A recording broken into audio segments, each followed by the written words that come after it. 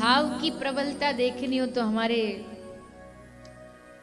श्री वृंदावन बिहारी से अच्छा कोई दूसरा नहीं हो सकता। वह भाव में ही जीते हैं, भाव ही खाते हैं, भाव ही पहनते हैं, भाव ही ओढ़ते हैं और भाव में ही जीते हैं। इनको दूसरा कुछ नहीं चाहिए।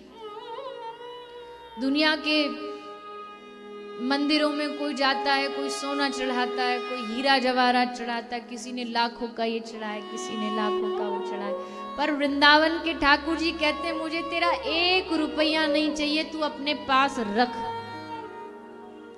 और मुझे तो इस रुपया का कतई एहसान दिखा मत देना, क्योंकि तू मेरी खा रहा है। मैंने जो तुझे दिया तू उसको, उससे तेरा जीवन चल रहा है। ये अभिमान मुझे आके मत दिखाना कि प्रभु तुम्हारे लिए बंगला बनवा देंगे, तुम्हारे लिए ये कर देंगे, तुम्हारे लिए वो कर देंगे। भगवान कहते हैं मेरा दिया मुझे मत दे, अपना कुछ दे। और अपना क्या है तेरा, तेरे पास तेरा जो स्वयं का तेरा खुद का कमाया है, वो है तेरा मन का प्रेम, वो है तेरे मन का भाव। वो दे सकता है तो दे के दिखा।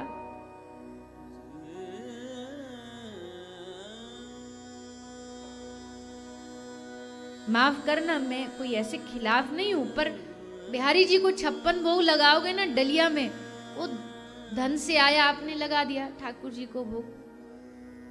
लेकिन असल में उस 56 में एक डलिया में भी अगर तुम अपना दिल निकाल के, हृदय निकाल के रख दो ना, तब ठाकुर जी 56 भोग स्वीकार करेंगे।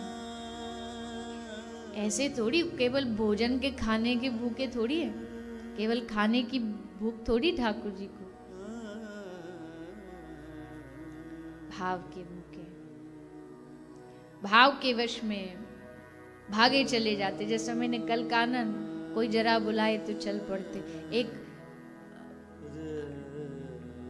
द्वारिका में बुढ़ाना भक्त हुए, बुढ़ाना भक्त बड़े अद्भुत भक्त हुए।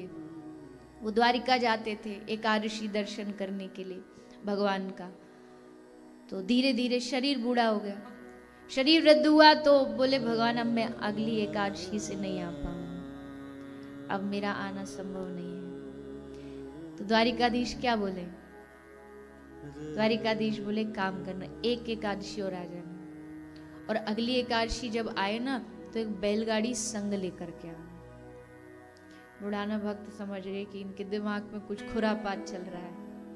द्वारिकाधीश बोला क्या करोगे आप उस बैलगाड़ी का? द्वारिकाधीश बोले जब तू आए ना तो हमको उस बैलगाड़ी में संग बिठा के अपने गांव ले चल। बुढ़ाना बोला मरवाओगे भगवान, ये द्वारिका वाले हमको जीने नहीं देंगे, पता लग गया ये बूढ़ा आदमी मूर्ति लेके जा रहा है। भगवान बोले वो हम सब संभाल लेंगे, तू बस बैलगाड़ी की व्यवस्था करके ले आना, बस इतना काम है तेरा। अब भगवान की आज्ञा कैसे टाले?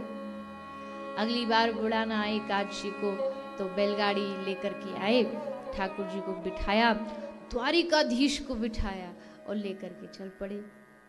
अब तो हल्ला मच गया, मूर्ति चोरी हो गई, अरे एक भगत चुरा के ले गया, पकड़ो पकड़ो। द्वारिका के सब पंडा पुजारी भागे, पकड़ो इस बुढ़ाना को पकड़ो। सब भागते भागते आगे आगे बेचारे की टूटी सी बैलगाड़ी, पीछे पीछे सब अपनी बैलगाड़ियों पे भागे आ रहे। बुढ़ाना बोला लो आ गई सबरी फौज, बताओ क्या करें? भगवान बोले कुछ मत कर, बस चलता जा चलता जा। प्रभु ये आ जाएंगे हमको पकड़ लेंगे। भगवान बोले एक काम कर, हमको यहीं छोड़ करके तू यहाँ कहीं आसपास छुप जा। तो मूर्ति वहीं छोड़ के बुढ़ाना झाड़ियों में छुपे। सब आए भागे भागे, देखा बैलगाड़ी मूर्ति रखी, अच्छा चलो मूर्ति तो मिल गई, ढूंढो उसको, चोर को पकड़ो, उसको मारो उसको। सबने ढूंढा, झाड़ियों में छिपे थे बुढ़ाना भक्त, सो उनको मारा। जैसे मारा, मारने के बाद आए बोले चलो अब ठाकुर जी को लेके। जैसे मूर्ति का पर्दा हटा के मूर्ति को देखा, जहां जहां बुढ़ाना को मारा, भगवान की मूर्ति के सब जगह उस अंग पर निशान बने हुए थे पिटाई के। भगवान ठाकुर जी के पूरे शरीर में निशान बने थे। घबरा गए पुजारी, हाथ जोड़ के बैठ गए। द्वारिकाधीश प्रकट होकर के अपनी वाणी से बोले मैं तुम्हारे साथ नहीं जाऊंगा। पुजारी बोले पर प्रभु आप नहीं जाओगे तो फिर देखो प्रभु थोड़ा स्वार्थ तो हमारा भी, हमारा जो आते हैं लोग दर्शन करने उसी से तो हमारा जीविका चलती है, वो बंद हो जाएगी। भगवान ने कहा बोला ना एक काम कर, मेरी जितनी मूर्ति एक तराजू में इतना सोना तोल के दे दे इनको, ये जीविका चला लेंगे अपनी। अब बूढ़ा ना मुंह तरफ देखे ठाकुर जी के, वाह कि कितनी जल्दी ऑर्डर दे दिया कि हमारा जितना भार है दे दो, घर में रोटी खाने के लिए नहीं, हमारे सोना भर के दे दो। इतना कहां से लाऊंगा मैं इतना सोना? पर भक्तवत्सल ठाकुर जी बोले कुछ भी नहीं, कुछ भी नहीं है। पूछ अपनी पत्नी से, कुछ तो होगा। पत्नी से पूछा क्या है तुम्हारे पास? कुछ नहीं है, बस एक नाक की छोटी सी नथ है, बाली है, इससे थोड़ी इतना भारी मूर्ति का हो जाएगा, कोशिश करके देखो। और जैसे एक तराजू के पल्ले में वो नाक की नथनी रखी, नाक की नथनी का पल्ला नीचे हो गया। ठाकुर जी बोले लो, हमने बस देखो शर्त लगाई थी कि जितना हम तुल जाए उतना सोना, ये लो तुम नथनी ले जाओ। ऐसे भक्त वत्सल भगवान संसार में दूसरे कहीं नहीं मिलेंगे।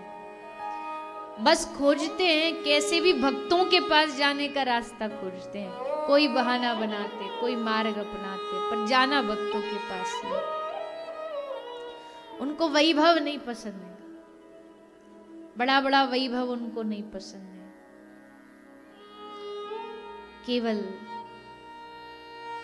मन का भाव पसंद है। और वही हमारे अंदर नहीं है। हमारे पास वैभव बहुत है। भगवान के लिए क्या बनाया हमने? घर में एक पूरा कमरा भगवान का मंदिर बना रखा है, चांदी का सिंहासन बना रखा है। हम भगवान के ये करते हैं, लेकिन भाव, उनसे स्नेह, उनसे प्रेम, बस जब भी भगवान के सामने जाओ यही चीज मांगो कि हे प्रभु मेरे मन में आपके प्रति प्रेम भर दीजिए, मेरे मन में आपके प्रति भाव भर दीजिए। जैसा अभी संसार के लिए प्रेम है, जैसा अभी परिवार के लिए प्रेम है, जैसा अभी धन दौलत के लिए प्रेम है, वैसा प्रेम मेरा आपके प्रति हो जाए, आपके चरणों के प्रति हो जाए।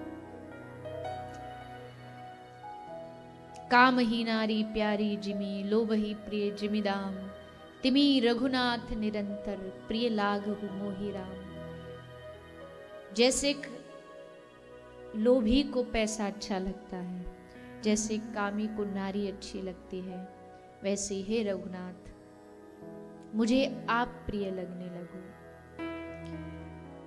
मेरी आपसे ऐसी प्रीति हो जाए जैसे कामी को नारी प्रिय है, लोभी को धन प्रिय है। इसके अलावा सुख संपत्ति आपसे कभी नहीं चाहूंगा, आपसे कभी नहीं मांगूंगा।